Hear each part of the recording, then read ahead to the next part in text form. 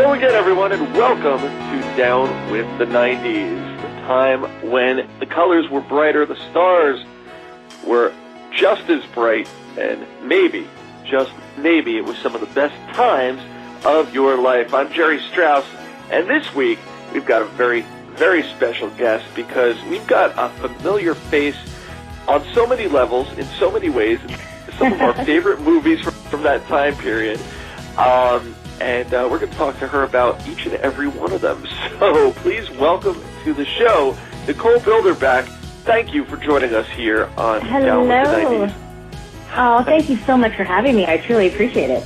Oh, not a problem. The pleasure, all ours. And before we do some of your most beloved stuff, I want to start at the beginning for a moment because you've got quite a story.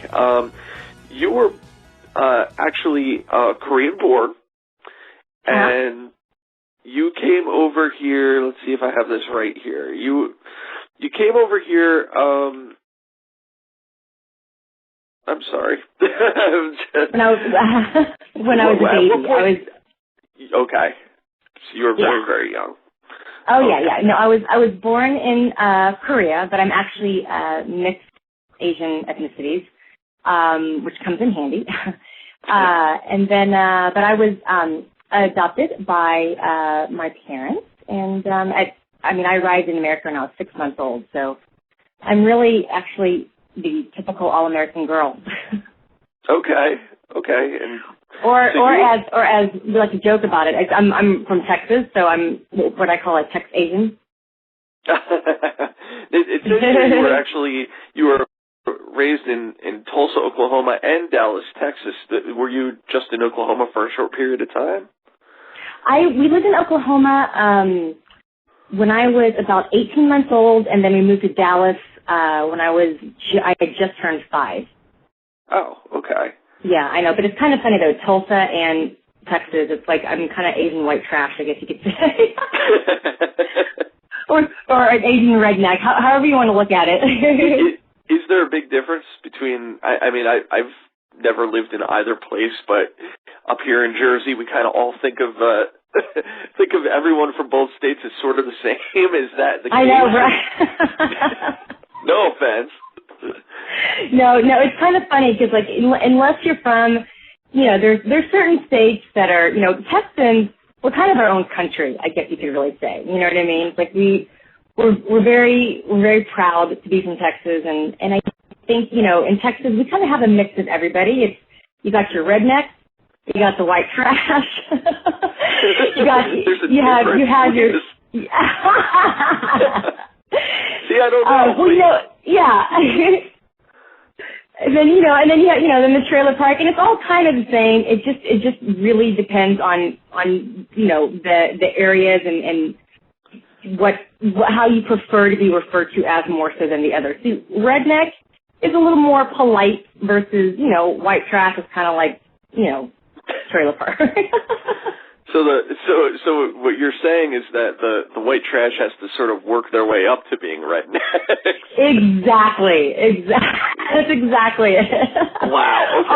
Although I certainly hope my parents don't hear me say this. I grew up in a house. Don't get me wrong. I had a very lovely upbringing. I grew up in a nice home, happy family. Running water? We had running water most of the time, yes. Indoor restroom, everything. Awesome. Okay. We didn't have an outhouse. I didn't ride a horse to school. It's all good. Well, let me ask you this, though, for the record. Have you ever lived up north in the East Coast or anywhere in this area? I have not, lived there, but I have actually lived there for, months at a time in New York. Yeah, I was going to ask for the record what when you were growing up, what you thought of our area, because I'm sure it's probably just as terrible as what we sort of generalize about other areas too. Especially now, I think everyone thinks that the New Jersey area we're all just like the Jersey Shore. Well, what's funny is I think when you're from Texas, if you haven't spent a lot of time on the East Coast, then it's really more, it's true. It's just really more the social persona that society has, sort of labeled Jersey and, New Yorkers and whatnot. But I think, because we're just kind of going based on what we see on TV. You know what I mean? If you haven't really spent a lot of time out there. I will say this though, New York, I have a love affair with New York. Like New York, I love. It's probably my favorite city, or definitely top three. I love spending time there. I love going there. I love the energy. I love the honesty and the directness of the people in the community. Jersey, I guess you're kind of right. I guess I sort of look at Jersey as sort of like the Jersey Shore people. Wow. And I mean that in no offense in any way, shape, or form.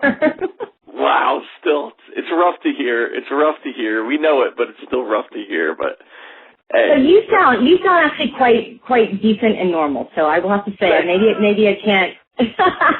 I appreciate that. I try to be decent and normal whenever possible. So in your upbringing among the rednecks and white trash,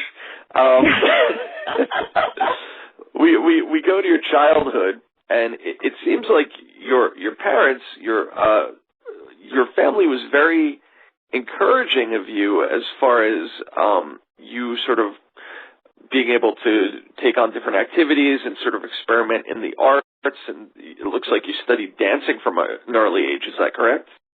Yeah. No, I grew up a dancer. I started dancing when I was 3.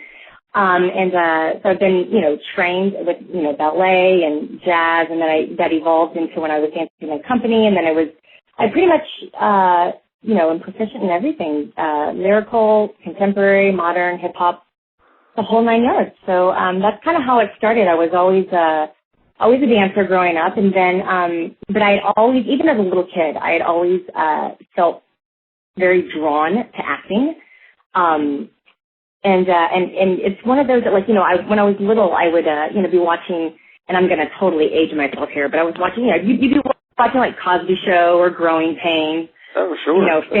Family Ties, all those shows. And so like I would, my parents at times, they probably thought I was talking to myself, but really what was happening is I was actually reenacting scenes from their shows. And so that's kind of how it all, but I mean, I really always felt it. And then ever since I can remember, I knew that I was going to move to Los Angeles, at a very young age. So it's not like I didn't just spring it on my parents at 18, said, bye mom, dad, graduated high school and did it off. They had, many years of preparation. So, wow. But yes, I was very, very fortunate, to have parents who, were extremely supportive, which is kind of surprising in some sense, because I come from a very, close, tight-knit, sort of, Texas old-fashioned Christian family, you know what I mean? And you wouldn't necessarily think that my parents would, allow their youngest child and only daughter move to, scary Hollywood and pursue, acting. That just sort of, but it's kind of, you wouldn't necessarily imagine that. And then my parents, I think, I don't know, I guess, the only thing that I can probably boil it down to is I think my parents just must have known. They must have had a gut feeling that this was my path. And I think, thankfully they loved me unconditionally and trusted me and knew that I was a smart enough girl and that I could, go after my dreams and you got to go for it. So they knew it was what I wanted, and yeah, so, which I'm very, very fortunate, because not all parents would necessarily let their youngest and their only daughter move to, a big city that doesn't necessarily always have the best reputation, Right. So you moved to LA pretty much right after you graduated high school, is that correct? Yes. Oh yeah. I was in an acting school. I started acting school when I was about 14, outside of my regular high school. So I was fortunate enough to live in Los Angeles during the summers. To audition, and we had agents, and we'd live out here in apartments and do the whole audition scene. So I had some experience for a couple summers of living out here while I was in high school, and then after I graduated, my dad packed up the U-Haul, and my dad drove me out to LA. That's amazing. all the way from Dallas, which, you know, when you drive cross country, you know, the old joke is that it can take 5 days to drive all the way across country, and, you know, 3.5 of those days is spent in Texas. Because it's so darn big and takes forever to drive through. Well, if you had the car ride that long and you didn't turn back at any point, then it was meant to be. Absolutely. No, I couldn't get here fast enough. So what happens? I mean, just to get into the mind of somebody who just goes to LA to follow their dreams. Did you have a place to live? Did you just show up and start looking, or what kind of plan was there? Yeah, no, it actually was very nicely planned out. There was a friend of mine, a guy friend of mine that I was in acting school with in Dallas. And our parents, like my parents and his parents, they knew each other really well. They were friends, and so we had just decided, you know, both of us had wanted to move to LA and kind of, you know, try out the whole acting scene. And so we actually moved out together. So I had a roommate, and yes, he was just a friend.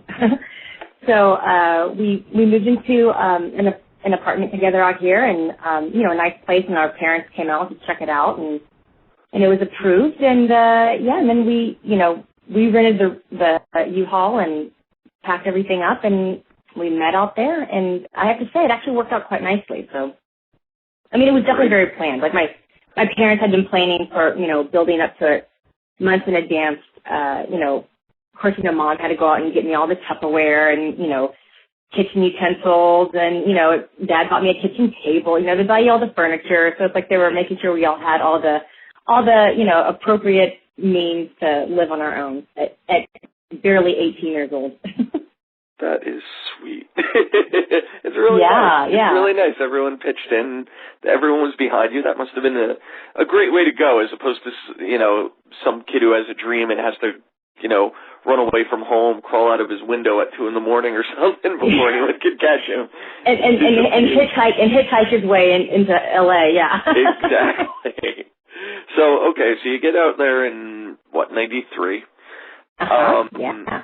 And you're just sort of at this point just auditioning and looking for work and you know, working, making ends meet, and it takes what, a couple of years before your first big role, so to speak. Yeah, well, actually, what happened was when I very first got out here, I had already had an agent set up, which was nice. So I immediately started auditioning for, you know, commercials and you know, co-stars. So I immediately started auditioning right away, thankfully. So and I booked my first commercial like maybe 2 weeks after moving out here. Wow. Yeah, and so I just started working immediately in commercials, and I started booking, you know, a lot of little co-star gigs, and did you know, some. I think I even did like a small little stint, a few episodes of Days of Our Lives, which my mother was very happy about. Wait, back up 1 second. What was your first commercial? Oh my God! Of course you have to ask. Crap. Okay, my first commercial was a commercial for Disneyland. Okay. And it was for it only aired in California. It was for there was a deal that was going on at the time for California residents. And I remember my lines were, you know, hi, I'm you know, I live in Burbank, California, and I got into Disneyland just for, you know, $22. It was like some special deal like that where everybody, you know, they had to say where they lived in California, and I was writing. I got my stuff was on the carousel. So unfortunately, it wasn't on a big roller coaster or anything. I kind of wish it would have been on a big roller coaster, but I was on the little carousel on a horse all day, being all happy and perky, and it was for Disneyland. Do you think if you were on the big roller coaster, your career might have taken off in a totally different path? Maybe action movies could have been. Damn it! Is that it? God darn it! They held you down. Damn Disneyland! It was all because of this. You got that damn adorable rep in your file. Pass it around. I know, right? So Okay, so you're doing commercials, you're doing work, and then in 1995, Clueless comes along. How did that come about for you? Clueless, you know what's funny? I only lived in LA. At the time of booking the job, I had only lived in LA for, maybe a year and a half. Okay. If that. So it came, for your very first movie ever, for it to be a big studio film, for Paramount, it's not too bad, you know what I mean? So it was a very, very exciting time. And it's funny you asked. I very vividly remember that audition. The audition just came in through my agent. I remember reading the script. And, you have to keep in mind when you're reading the dialogue written on paper without the vision behind it, you know what I mean? It can kind of come across like, you're seeing lines like, whatever, and you're kind of going, okay, well, this is cute and cheeky and funny, but like, is this going to work? You really don't know. And then of course, I was familiar with, Amy Hesselman. She was, iconic because of Fast Times at Ridgemont High. So I was like, all right, this is Amy Heckerling. This is Paramount Studios. Great cast. I'm like, this should be a lot of fun. Well, either way, I didn't care because it was my first movie. So, it's not like I wasn't going to do it. Of course I was going to do it. Right. But yeah, so then, I remember the audition process. I remember, all the producers that were in the room. I remember Amy Heckerling being in there and the casting directors and just really not even realizing what was really happening. I think I was just having fun and just kind of happy to be there. And then all of a sudden I got the call saying that I got it. So is that the secret? Is that the secret to a great audition? Just try to forget why you're there and have fun and just relax.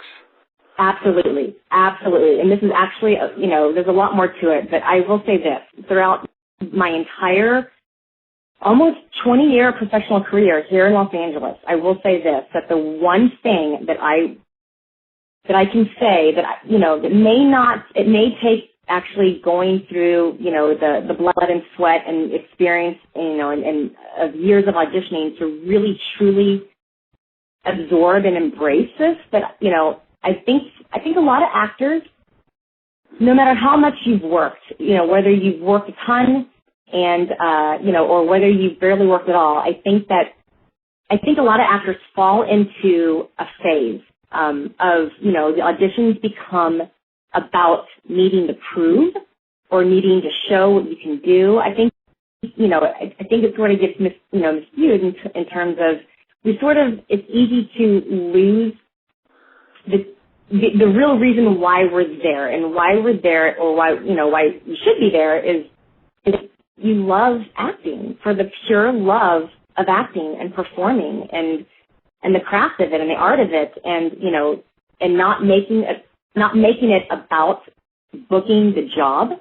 I think a lot of actors, including myself, have definitely fallen into this phase of it in the past, where it can become about, oh, I just want to book it. Well, of course you want to book it, sure. But I think that once I started to really let go of the want or even the need to book the job and truly make my focus, my only goal now when I audition, my only goal now is to have fun. It's my playground. I get to go into audition get to look at it as I get to go play on a playground. And this way it takes all the pressure off. It totally makes you more relaxed, and it also puts you in a space to, be more open, to where you're not attached to how I'm delivering the lines, to how it's going to go. It becomes less rehearsed and premeditated, and just becomes more of playing on the playground, because as you know, when you're having fun and feeling free, you're not thinking about how you're going to say your next line, or you're not, it's not premeditated. You're just being, you're just having fun, and you're in conversation, and you're listening. And conversation, I think it's easy to, when you see lines, it's easy to look at it as, okay, that's the other actor's line, this is my line. Versus when you're talking in a real conversation with a person like you and I, like right now, it's just about, it's it's not premeditated. You know, you may know some of the questions you're going to ask me ahead of time. However, you don't know what I'm going to say or how I'm going to respond. You know, it's about the art of listening and remembering the importance of listening and receiving information and the natural, authentic reaction to it. So I think that if you just truly put yourself in a space of just surrendering, letting go, and not making it about anything other than go in there, achieve the goal, make the goal about having fun. So that way, if I've had fun in that audition, I walk out and I feel damn good no matter what.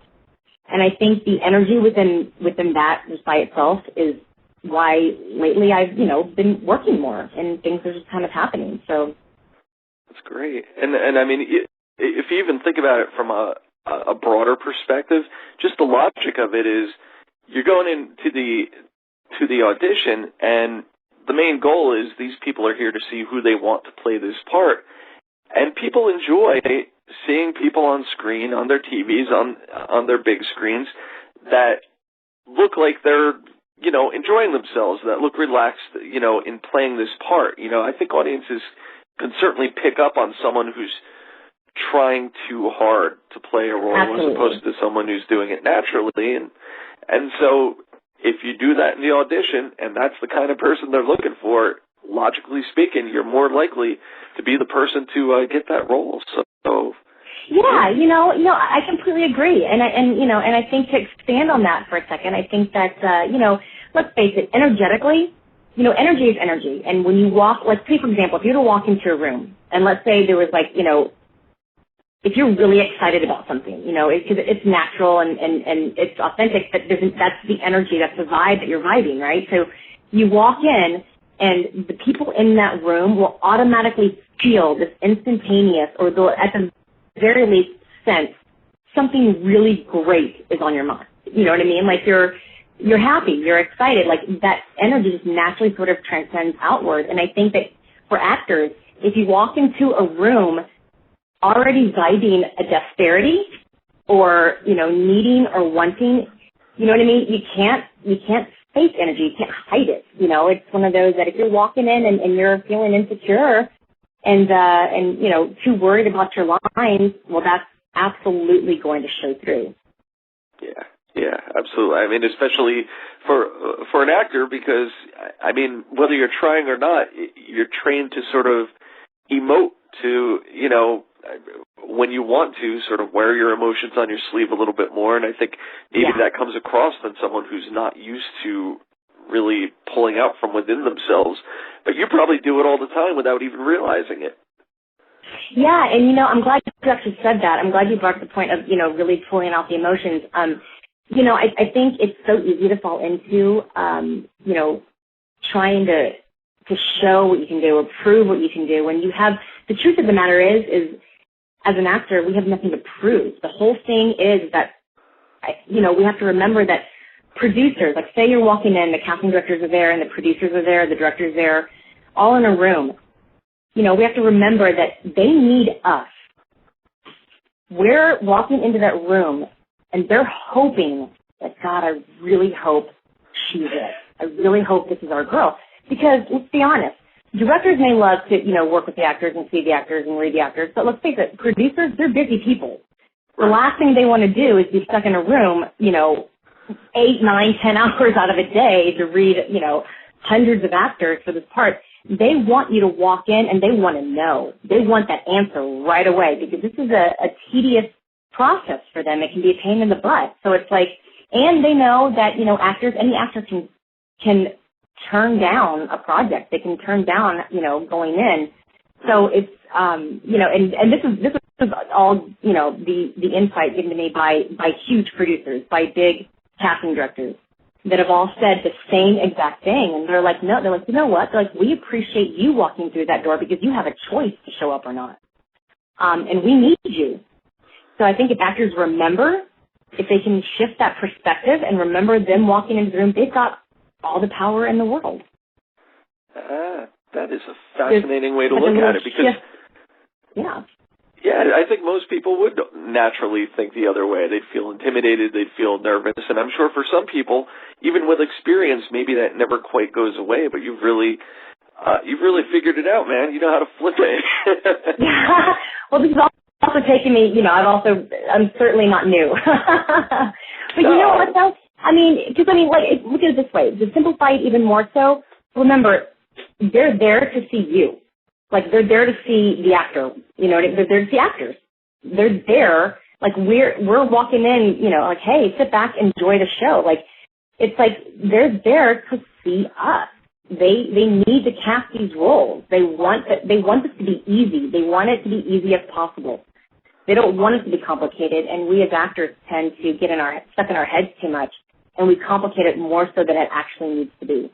And I think we lose sight on the whole purpose of the true auditioning process. Auditioning is supposed to be really kind of like, it's not, it's all about shifting your perspective and how you look at an audition. I choose to look at an audition as this is an opportunity for me to go in and like I said before, just to play. I get to, harness my craft more, and that way when I walk out of the room, I can always have, at the very least, some level of satisfaction, knowing that, okay, I played, did I have fun, rather than criticize myself and think, oh, I should have done that line this way, or I shouldn't have done that, or, or I wonder how they were looking at me.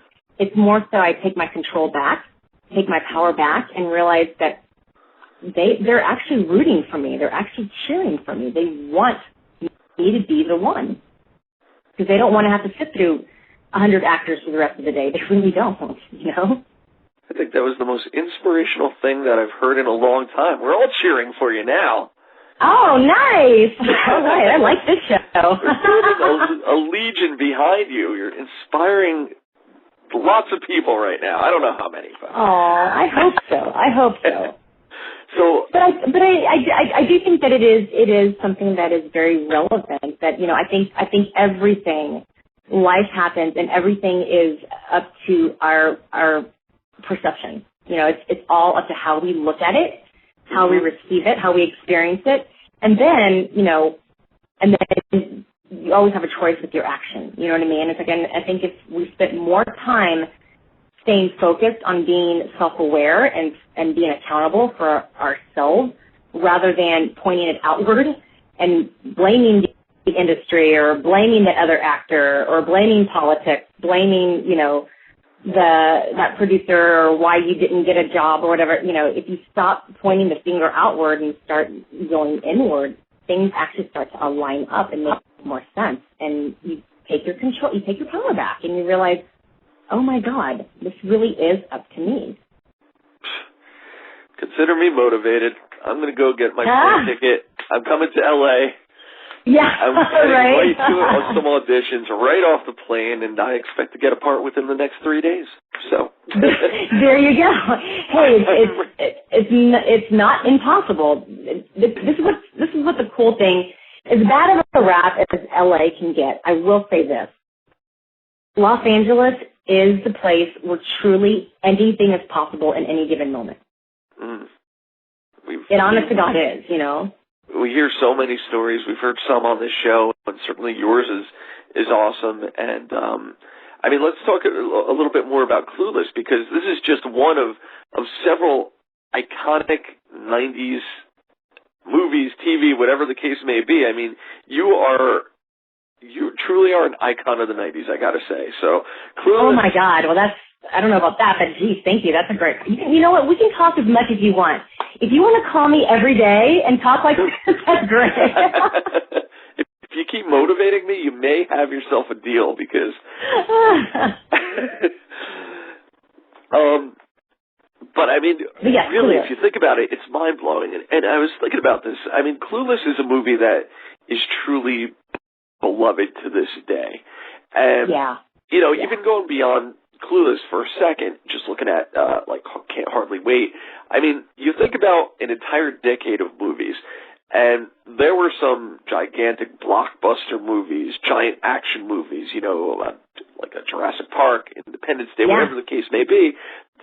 And, these movies, not quite necessarily at that super mega blockbuster level as far as the money that they brought in per se, but just the influence, the amount of people who remember those movies fondly you know, to me that goes well beyond the much bigger movies. I mean, you know, I don't remember the last time I saw even 30 seconds of Jurassic Park, but Can't Hardly Wait is on, it's on cable, like, virtually 24/7 on at least one channel. And Clueless is on many different cable channels as well. These are movies that people want to see again and again and again forever. You know what's funny? It's so wild because, you know, when Clueless was released, it was such a pleasant surprise sleeper hit of the summer. You know what I mean? It was huge. It actually did really great at the box office opening weekend, and it was just this feel good, enjoyable movie that Paramount put out, and it was just to have fun. You know, it was a movie that you get to have a good time with, but also to just laugh out loud, and nobody knew. I mean, my God, who knew that it was going to be such?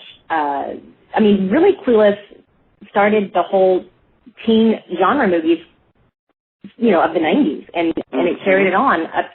And it carried it on all throughout that decade, and probably even in, you know, to now. It's like back in, you know, in the 80s, there, you know, of course, there's the Pretty in Pink and 16 Candles, and then there was like this, you know, and then we didn't really have this genre of movie. We didn't really have it for a long, long time.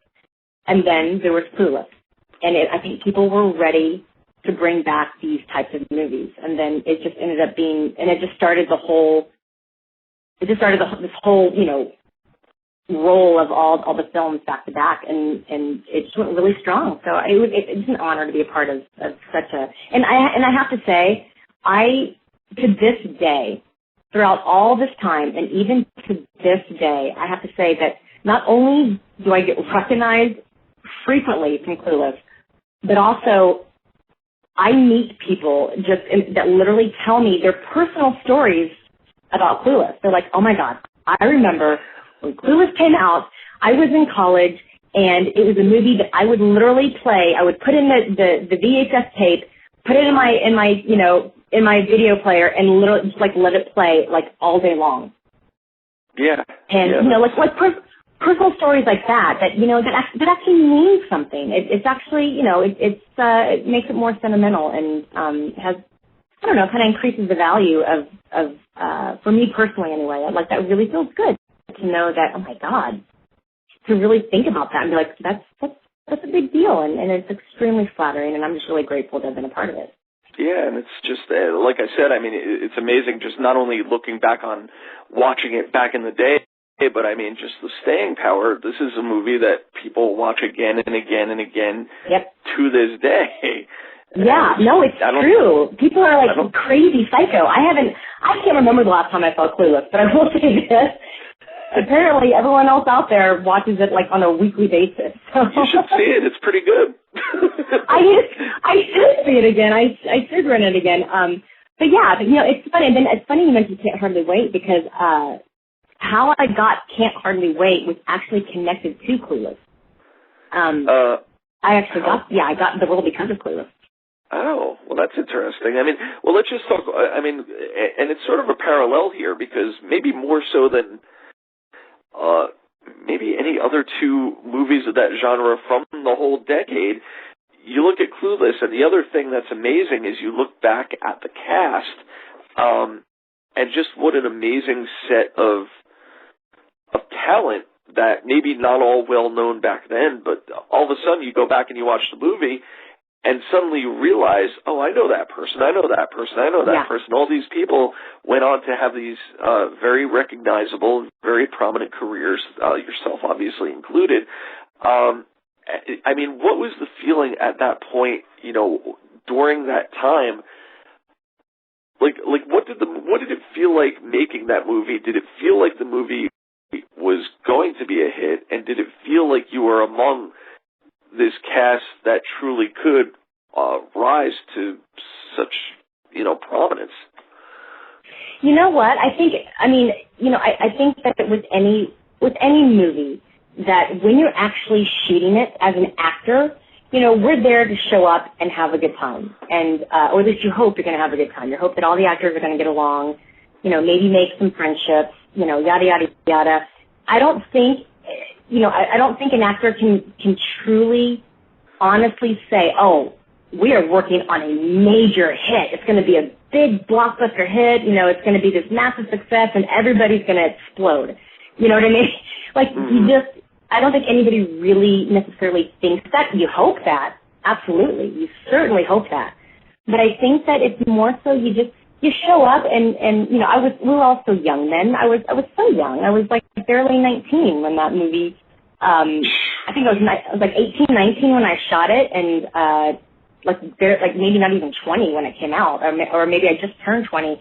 And it's just, it's one of those that we just were. I mean, I looked at it as oh, this is work. I'm a working actor. I had no clue the level of caliber that it was going to reach. You know what I mean? I just didn't. I was just there. I was still so fairly new to Los Angeles, and I was just having a good time. And then all of a sudden, it ended up being this big hit, and then it was, fortunately, fairly consistent work ever since then. So that's awesome.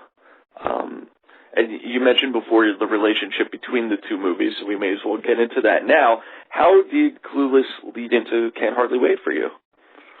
When they were casting for Can't Hardly Wait, because Can't Hardly Wait is the type of movie where there was really only about 6 leads, like 6 main, really kind of like 2 to 3 main characters, but then there was like 6 leads that were sort of like kind of the main predominant lead characters. Everyone else had smaller parts. That, whether you were the pot smoking guy or the weird alien guy, you know what I mean? Like none of us, all the rest of us, it was one of those movies they literally put all of young Hollywood at the time and threw them in one movie. That's what they did. And they gave everyone, nobody had names other than the 6 lead characters. Nobody had specific names. We all had sort of titles as our characters' names. And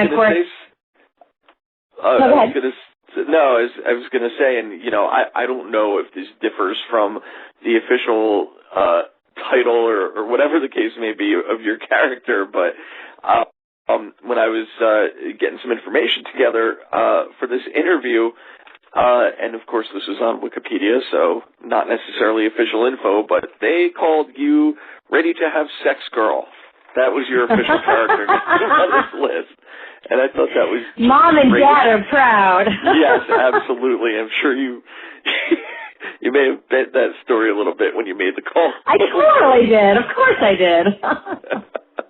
So was that actually how this part was proposed to you? Yeah. So, no, basically what it was is they, apparently, I guess casting had released